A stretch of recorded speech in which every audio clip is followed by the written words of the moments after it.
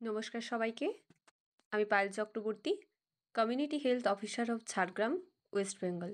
Welcome to my channel nursing classes in Bengali. তো CHO রিক্রুটমেন্টের জন্য যে নোটিশটা পাবলিশড হয়েছে সেটা অনেকেই বলেছিলে যে দিদি এটা অফিসিয়াল ওয়েবসাইটে কোথাও নেই। তো অফিসিয়াল ওয়েবসাইটে ছিল কি ছিল না সেটা সম্ভবত অনেকেই দেখোনি, এবং এই নোটিশটা কিন্তু অফিসিয়াল ওয়েবসাইটেই আছে। অনেকেই বলছিলে যে দিদি নোটিশটা ফেক, নোটিশটাতে 2021-এর মেমো নাম্বার দেওয়া আছে, নোটিশটার 2021 সালের আগে যারা পাশ করে আছে তাদেরকেই শুধুমাত্র নেওয়া হবে। দিদি এই নোটিশটার কোনো ভিত্তি নেই, মানে এরকম অনেকজন এটা ফেক নোটিশ ফেক নোটিশ বলে অনেকেই কমেন্ট করেছিলে। তো আমি সবাইকেই বলেছিলাম যে ওনারা ফেক নোটিশ ওইভাবে দিলেও ওটার লাস্টে যে একটা ডেটা ছিল এস্টিমেটেড করে, যে সিএইচও কতগুলো লাস্টলি পর্যন্ত একদম কতগুলো কতজন এখন কোথায় আছেন এবং পরে কতটা জায়গা ভ্যাকেন্ট হবে, তো সেই সমস্তটা মিলিয়ে যে খসড়াটা ওটা কিন্তু ফেকভাবে তৈরি করাটা সম্ভব ছিল না। যেহেতু একটা কাউন্সেলিংয়ের পর এবং সমস্ত সেন্টার যেগুলো ফাঁকা আছে সেইগুলোকে বেশ করে ওইটা বানানো হয়েছে, তার জন্যই এটা স্বাভাবিক ব্যাপারেই আমি ভেবেছিলাম যে এই নোটিশটা কিন্তু ফেক নোটিশ নয়। তো তোমাদেরকে অনেককে বলেছিলাম যে কিছুদিন ওয়েট করো, অফিসিয়াল নোটিশ কিন্তু ওয়েবসাইটে দেবে। তো অফিসিয়াল নোটিশ ওয়েবসাইটে ছিল এবং আছে, সেই নোটিশটার উপর তোমাদেরকে দেখায়, এবং যারা ফেক নোটিশ বলেছিলে সেই তাদের ধারণাগুলো তাহলে একটু পাল্টাবে। তো এটা ডাব্লিউবি হেলথের একটা ওয়েবসাইট। সেই ওয়েবসাইটে গিয়ে এই যে গভর্নমেন্ট অর্ডার যেখানে আছে, এই গভর্নমেন্ট অর্ডারের কাছে গিয়ে তোমরা অবশ্যই এটাতে টাচ করবে, এবং এটাতে টাচ করার পর দেখবে তোমাদের সামনে এরকম একটা পেজ খুলবে। তো এই পেজটা খোলার পর গভর্নমেন্ট অর্ডারের ক্ষেত্রে তোমাদেরকে যেটা করতে হবে, যে 25/9/2025 সালের কি রিক্রুটমেন্ট নোটিশ আছে সেখানে যেতে হবে। তো বেসিক্যালি 25/9/2025-এর কী রিক্রুটমেন্ট নোটিশ আছে সেটাতে আমরা যাই। দেখো এখানে যেটা আছে 25/9/2025-এর ক্ষেত্রে একদম 25 তারিখের যে নোটিশটা আছে 25/9/2025-এর দেখতে পাচ্ছ এখানে। এই যে নোটিশটা 25/9/2025-এর যে নোটিশটা এটা কিন্তু এখানে আছে। তো এখানে লেখা আছে দেখো, যে recruitment for the position of community health officer contractual under NHM. তো এইটা একটা গভর্নমেন্টের অর্ডারই ছিল, সেটা সম্ভবত এখন যেহেতু এআই জেনারেটেড হয়েছে অনেকেই সেটাকে ভুলভাবে ভাবছে, কিন্তু এই রকম ফেক নোটিশ দিয়ে মজা করার অভিজ্ঞতা কার কার আছে জানি না, সেটা যদি অন্য ক্ষেত্রে কেউ করেও থাকে সেটা কিন্তু বিবেচনা করেই তার করা উচিত, কারণ এগুলো নিয়ে ছেলেখেলা করা মোটেও আমার উচিত বলে মনে হয় না। তো যাই হোক, এই নোটিশটার ভেতরে গিয়ে একটুখানি দেখি কী লেখা আছে। আশা করি এটা তোমাদের সেই চেনা পরিচিত নোটিশটা, যেটা কিনা তোমরা কিছুদিন আগে তোমাদের হাতে হাতে ঘোরাফেরা করছিল। তো এই নোটিশটা 25/9/2025-এরই নোটিশ, যেটা কিন্তু ওয়েবসাইটে দেওয়া আছে, এবং অনেকেরই এই মেমো নাম্বারটা নিয়ে অনেক কনফিউশন হচ্ছিল যে 2021-এর মেমো নাম্বার দেওয়া আছে। আমি তোমাদেরকে আগেও বলেছিলাম যে অনেক সময় কি হয়, অনেক জায়গার কপি পেস্ট করতে গিয়ে সেখানে ওটা থেকে যেতে পারে, বা মেমো নাম্বার যা কিছু হতে পারে।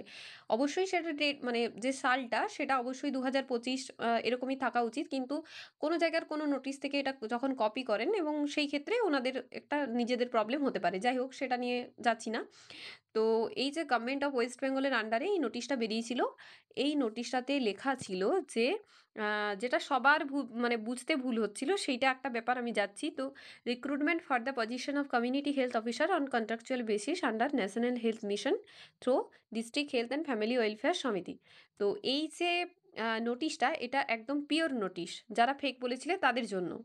এবার এই নোটিশে যেটা মেন প্রবলেম হচ্ছিল সেটা হচ্ছে এই জায়গাটা, যে terms and terms of reference for engagement of BSc nurses with integrated course of BP সিসিএইচএন।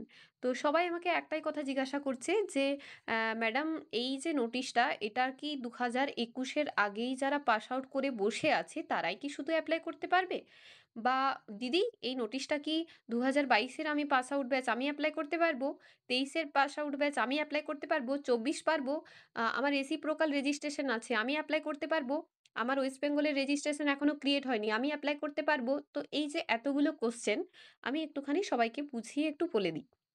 এই নোটিশটাতে 2021 সালের আগে অবশ্যই ২০২১ সালের আগে কিছু ব্যাচ পাস আউট হয়েছিল, এমন তো নয় যে নার্সিংটা ২০২১ সাল থেকেই শুরু হচ্ছে বা ২১ সালের আগে পর্যন্ত ২১ সাল হয়েই নার্সিংটা বন্ধ হয়ে গেছে, আর কোনো ব্যাচ বার হয়নি, সেরকম তো নয়। তো সরকারের এখন যেটা ইচ্ছে সেটা হচ্ছে ওনারা সবাইকেই সুযোগটা দেবেন। এরকম নয় যে ২০২১-এর আগে যারা আছে পাস করে শুধুমাত্র তাদেরকেই এটা দেয়া হবে, এরকম কিন্তু নয়। যারা এটা ভাবছো যে শুধুমাত্র ২০২১-এর আগেই দেওয়া হবে, এটা সম্পূর্ণ ভুল ধারণা। এবার আমি যেটা বলব সেটা হচ্ছে ২০২১টা এখানে কেন উল্লেখ করা আছে। তো ২০২১-এর যে গল্পটা সেটা হচ্ছে ২০২১ সালের আগে যেসব বিএসসি এবং পোস্ট বেসিক বিএসসি ক্যান্ডিডেটসরা পাস আউট করে আছেন, এখনও তারা জবে জয়েন করেননি বা এই যে পোস্টটা বেরিয়েছে রিক্রুটমেন্টটার নোটিশটা এটার জন্য অ্যাপ্লাই করতে চাইছেন, তাদের জন্য কিন্তু অবশ্যই এই সিপিসিএইচ যে ট্রেনিংটা সেটা বিএসসি হোক বা পিপিবিএসসি হোক তাদেরকে কিন্তু করতেই হবে। ২০২১ সালের আগে পাস আউট ব্যাচের কথা বলছি।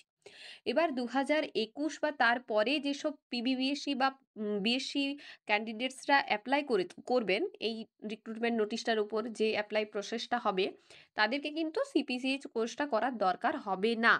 মানে ২০২১-এর আগে যারা পোস্ট বেসিক বিএসসি আছে এবং যারা বিএসসি আছে প্রত্যেককেই কিন্তু এই সিপিসিএইচ কোর্সটা করতে হবে। আমরা সবাই জানি যে বিএসসিদেরকে বা পোস্ট বেসিক বিএসসিদেরকে সিপিসিএইচ করতে হয় না। কিন্তু যেহেতু ২০২১-এর আগে উল্লেখ নেই, মানে আগে উল্লেখ ছিল না এই বিপিসিসিএইচ এর যে ব্যাপারটা সেটা, সেইজন্য তাদেরকে এক্সট্রা করতে হবে। এবার এইটার থেকে অনেকে ভেবে নিচ্ছেন যে ২০২১-এর আগে যারা পাস আউট করে আছে তারাই শুধুমাত্র সুযোগ পাবে। এইটা কিন্তু নয়, এটা কিন্তু সম্পূর্ণ ভুল ধারণা। সুযোগ সবাই পাবে, যার ওয়েস্ট বেঙ্গল রেজিস্ট্রেশন থাকবে সুযোগ সবাই পাবে এমন নয়, কারণ এটা একটা পরীক্ষা হবে। তুমি একটা পরীক্ষায় পাস করার পর তুমি একটা এক্সাম দেবে। এক্সামে পাস করার পর তোমাকে ইন্টারভিউ দিতে হবে।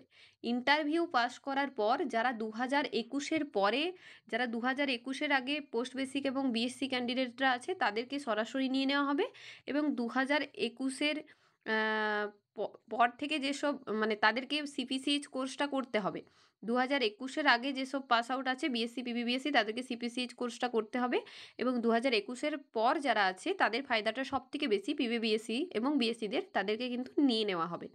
তাহলে বুঝতেই পারছো এই ২১-এর গল্পটা কী গল্প। এবার আসি জিএনএমদের ব্যাপারে। তো ২০২১, ২২, ২৩ এইসব ব্যাপার নিয়ে জিএনএমদের যেন কোনো মাথা ব্যথা না হয়। কারণ প্রতিটা জিএনএম ক্যান্ডিডেটসই কিন্তু সিএইচও কোর্সটাতে বসতে পারবে এবং তার সাথে কিন্তু তারা পরীক্ষাগুলোও দিতে পারবে। যারই ডাব্লিউবিএনসি রেজিস্ট্রেশন থাকবে, নোটিশে মানে অফিসিয়াল নোটিশ আরেকটা তোমরা পাবে যে ভ্যাকেন্সি কত থাকবে। তো এই ডাব্লিউবিএনসি রেজিস্ট্রেশন যাদেরই থাকবে তারা সবাই মানে পরীক্ষাতে বসতে পারবে। সেটা রেসিপ্রোকাল হোক, ওয়েস্ট বেঙ্গল নার্সিং কাউন্সিল হোক, যাই হোক, মানে যেখানেরই হোক, ওয়েস্ট বেঙ্গলের পাস আউট রেজিস্ট্রেশন থাকলেই সেটা তোমার পক্ষে তুমি অ্যাপ্লিকেবল হবে। এবার তোমাদের যে ব্যাপারটা সেটা হচ্ছে দিদি, এক্সাম কীরকম হয় বা কীরকম থেকে কোশ্চেন বা কোথা থেকে কোশ্চেন হতে পারে, কী কী সাবজেক্টের উপর কোশ্চেন হতে পারে। তো আমি একটা কথা বলবো যে এক্সামের জন্য আমার যে নার্সিং ক্লাসেস ইন বেঙ্গলি আছে, নার্সিং ক্লাসেস ইন বেঙ্গলি থেকে কিন্তু অবশ্যই কোচিং দেওয়া হয়।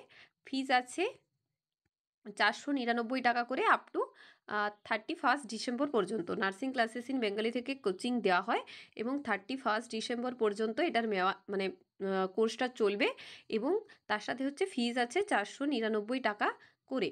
তো অবশ্যই উইকলি 2 ডেজ ক্লাস হবে এবং ক্লাসটা অবশ্যই মানে রেকর্ডেড ক্লাস অবশ্যই তোমাদেরকে প্রোভাইড করা হবে এবং নোটসও এবং তার সাথে পিডিএফ অ্যাসোসিয়েটেড টেস্ট সমস্ত কিছুই নেওয়া হবে। ঠিকঠাকভাবে যত্ন সহকারেই পড়ানো হবে। তো এটা একটা ব্যাপার গেল। এবার সাবজেক্টের কথায় আসি। তো সাবজেক্ট বলতে সিএইচওর বেসিক্যালি সাবজেক্ট বলতে মেইনলি যে সাবজেক্টগুলোর উপর বেশি জোর দিতে হবে সেটা হচ্ছে তোমাদের কমিউনিটি হেলথ নার্সিং। কারণ তুমি সিএইচও কমিউনিটি হেলথ অফিসারের অবশ্যই কমিউনিটি হেলথ নার্সিং যে আ উম পার্টটা আছে, তো সেই পার্টটার উপরে বেশি করে তোমাকে গুরুত্ব দিতে হবে এবং তার সাথে হচ্ছে অবস্টেট্রিক্স। অবস্টেট্রিক্স সাবজেক্টটাকে গুরুত্ব দিতে হবে। এবার অ্যাসোসিয়েটেড মেইনলি যেগুলোর উপর থাকে সেটা হচ্ছে তোমাদের মেন্টাল হেলথ নার্সিং এবং তার সাথে হচ্ছে তোমাদের নিউট্রিশন। তো এই ৪ টে পার্টের উপর গুরুত্ব বেশি থাকে। সবথেকে বেশি যে ১ম দুটো যে পার্ট বললাম যে তোমাদের যে আ অবস্টেট্রিক্স এবং তার সাথে কমিউনিটি হেলথ নার্সিং, এই দুটো পার্ট থেকে কোশ্চেনটা বেশি হয়। কারণ প্রিভিয়াস ইয়ার কোশ্চেনস তোমরা করে থাকলে বুঝতে পারবে যে ওখান থেকে কিন্তু কোশ্চেনটা বেশি আছে। তো অবশ্যই মানে কোশ্চেনের ধরন যে আগের ইয়ারের মতোই হবে বা কোনো একটা সেটকে পার্টিকুলারভাবে তুলে দিয়ে দেবে এরকম কিন্তু নয়। কারণ এবছর ৩,০০০ ক্যান্ডিডেটসের পেছনে অ্যাপ্লাই করবে কিন্তু ওই ৫০ থেকে ৬০,০০০, মানে ৫০,০০০ই ধরে নিলাম, ৫০,০০০ স্টুডেন্ট। তো সেই ক্ষেত্রে মানে ৪০ থেকে ৫০,০০০ জন কিন্তু সিএইচওর জন্যও অ্যাপ্লাই করবে। যেমনভাবে স্টাফ নার্সের জন্য তোমরা দেখছো প্রায় 50K একটা ব্যাপার হয়েছে, 50K প্লাস। তো সেই ক্ষেত্রে এই সিএইচওর জন্য এই ৩,০০০ সিটের উপরে অ্যাপ্লাইটা ভালো রকমেরই হবে। কারণ এখন প্রচুর ক্যান্ডিডেট, হিউজ ক্যান্ডিডেট, তোমরা বুঝতেই পারছো সমস্ত কিছু। তাই এই সাবজেক্টগুলো যদি তোমরা নিজেরা বাড়িতে রেডি করতে পারো ভালো, না হলে যদি তোমরা গাইড বা কোচিং কিছু নিতে চাও আমার সাথে কন্ট্যাক্ট করতে পারো। কন্ট্যাক্ট নাম্বারটা আমি আমার কমেন্ট বক্সে দিয়ে দেবো। অলরেডি কাল থেকে ক্লাস শুরু হচ্ছে, তো যারা যারা নিতে চাও আজকে থেকেই জয়েন করতে পারো। এবার যেটা বলার কথা সেটা হচ্ছে, এবার যে ব্যাপারটা হচ্ছে সেটা হচ্ছে যে অ্যাপ্লিকেশন প্রসেসটা কবে থেকে শুরু হবে। তো অ্যাপ্লিকেশন যে প্রসেসটা আছে সেটা অবশ্যই এই মাসেরই, মানে কালী পুজোর পর থেকে শুরু হতে পারে, হওয়ার একটা সম্ভাবনা আছে। সরকার চাইলে কিন্তু এই ১-২ মাসের মধ্যেই তোমাদেরকে নিয়ে নিতে পারে। মানে বেসি ক্যান্ডিডেটসদের তো অবশ্যই ৩১শে ডিসেম্বরের মধ্যে নিয়ে নিচ্ছে এবং জিএনএমদের একটা ট্রেনিং করতে হচ্ছে। তো সেই ক্ষেত্রে একটা আলাদা ব্যাপার। এবং আরেকটা যে প্রশ্ন থেকে যাচ্ছে সেটা হচ্ছে যে ডিটেলমেন্ট যারা সিএইচওরা আছেন তাদের কি হবে? তো ডিটেলমেন্ট থেকে তো একটা কোনো পার্টিকুলার হতে পারে, সে বাঁকুড়া সম্মিলনী মেডিকেল কলেজ অ্যান্ড হসপিটালে সে আছে। তো সেখান থেকে তাকে হয়তো সাপোজ বাঁকুড়ার কোনো একটা সাব সেন্টারে দেওয়া হয়েছে। তো তিনি তো সেখানে ডিটেলমেন্টে এসছেন, ওনাকে তো যে কোনো সময় আবার বাঁকুড়া সম্মিলনীতে ব্যাক করে নিতে পারে। তো এই যে ব্যাপারটা, এটা অবশ্যই ওনারা চাইলে ব্যাক করে নিতে পারেন। কিন্তু কোনো সিএইচও যদি চান যে সে তার বাড়ির কাছে পোস্টিং আছে এবং সাব সেন্টারে পোস্টিং আছে, তিনি ওখানেই থাকবেন, তাহলে ওনাকে কিন্তু অবশ্যই সিএম ওইচ স্যারের সাথে কথা বলে একটা লেটার কিন্তু অবশ্যই ওকে রেডি করতে হবে। তো এই যে ব্যাপারটা আছে যে জোর করে যে তাকে ওখানে নিয়ে গিয়ে আবার বাঁকুড়া সম্মিলনী মেডিকেল কলেজে দিয়ে দেবেন সেরকম কিন্তু নয়। মানে সিএইচওরা যদি অ্যাগ্রি থাকে তবেই তারা যেতে পারে, আর অ্যাগ্রি না থাকলে তারা অ্যাপ্লিকেশন করে তার নিজের সেন্টারে কিন্তু থাকতেও পারে, থেকে যেতেও পারে। তো এক্ষেত্রে ভবিষ্যতের কথা বলতে পারবো না, যে তিনি যেহেতু একবার সম্মতি দিচ্ছেন সাব সেন্টারে থাকার কথা, সেহেতু ভবিষ্যতে ওনার আর ওই স্টাফিংয়ে ফেরা হবে কি না সেই বিষয়ে আমার কোনো আইডিয়া নেই। তো অবশ্যই একটাই কথা বলব যে ডিটেলমেন্ট যারা সিএইচওরা আছেন তারা যদি নিজেদের সেন্টারে থাকতে চান তাহলে অবশ্যই নিজের সিএমওইচ অফিসের সঙ্গে যোগাযোগ করুন, এবং অবশ্যই আপনারা অবশ্যই নিজের সেন্টারে থাকতে পারবেন। এরকম কিছু ব্যাপার নেই যে ওখান থেকে তুলে ডাইরেক্ট আপনাকে ডিটেলমেন্টে পোস্টিংয়ে দিয়ে দেওয়া হবে। তো যে ভ্যাকেন্ট লিস্টটা করা হয়েছে ওটা শুধু ডিটেলমেন্টদেরকে সরিয়ে পোস্টটা করা হয়নি, কারণ 2022-এর বিএসসি জিএনএম অনেকজন ওই পোস্টটার মধ্যে এখন বর্তমানে কন্ট্রাকচুয়াল পোস্টে আছেন। তো ওনাদের ক্ষেত্রেও 2022-এর থেকেও কিন্তু অনেক ক্যান্ডিডেটসদেরকে স্টাফিংয়ে নিয়ে যাওয়া হবে। তো সেই ক্ষেত্রে স্টাফিংয়ে নিয়ে যাওয়ার পর কিন্তু অনেক সিট সংখ্যা সেখানেও ফাঁকা হবে। আসলে এই যে ব্যাপারটা আছে যে সিএইচওটা অ্যাকচুয়ালি কন্ট্রাকচুয়াল ব্যাপারের মধ্যেই একটা এনগেজমেন্ট রাখতে চাইছেন সরকার, এটুকু বোঝা যাচ্ছে। কারণ একটা বেতন হচ্ছে 40,000, আরেকটা বেতন হচ্ছে 20,000। এই যে ডিসক্রিমিনেশনটা, এটা কিন্তু ঠিক হচ্ছে না। তো সেই জন্যই অনেক লড়াই, অনেক আন্দোলন চলছে, অনেক পোর্টাল মাথার উপর আসছে। এবার যারা বাড়ির কাছে আছেন তাদের অবশ্যই একটা মনে হবে যে আমরা বাড়ির কাছেই থাকবো। এই যে জিনিসটা, এটার জন্যই যারা থাকতে চান তারা হায়ার অথরিটির সাথে যোগাযোগ করে কথা বলতে পারেন। অবশ্যই আপনাদের একটা সুরাহা হবে। এবার যেটা বলার কথা সেটা হচ্ছে সিট সংখ্যাটা কেমন হবে? বিএসসি এবং জিএনএমদের জন্য সিট সংখ্যাটা কেমন হবে? অবশ্যই একটা আলাদা, আলাদা করে সিট সংখ্যা থাকবে।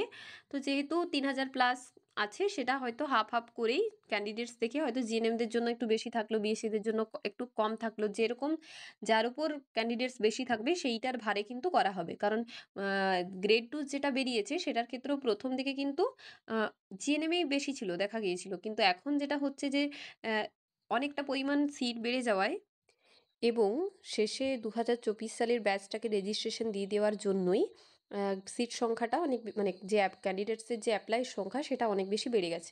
তো এবার চাইলে যে সিট সংখ্যাটা আছে সেই সিট সংখ্যার আপ ডাউন কিন্তু হতে পারে। সরকার চাইলে সিট সংখ্যা বাড়াতে পারে। অবশ্যই সেটা নিজেদেরকেও একটা প্রিভেন্টিভ মেজার করে সিট সংখ্যাটা বাড়ানোর জন্য নেমে পড়তে হবে। যদি চাও রিকোয়েস্ট করতে পারো সরকারকে যে সিট সংখ্যাটা বাড়ানোর জন্য। কারণ সরকার চাইলে যদি ১ মাসের মধ্যে পরীক্ষা নিয়ে ক্লিয়ার করতে পারে সেক্ষেত্রে সিট সংখ্যা বাড়ানো সম্ভব হতে পারে।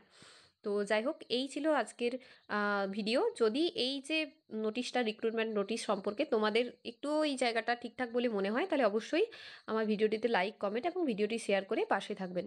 আর যারা ভিডিওটাকে ফেক বলেছিলে তারা আরেকবার এই ভিডিওটার ওপর ভালো করে স্টাডি করে দেখে নিও। ধন্যবাদ সবাইকে।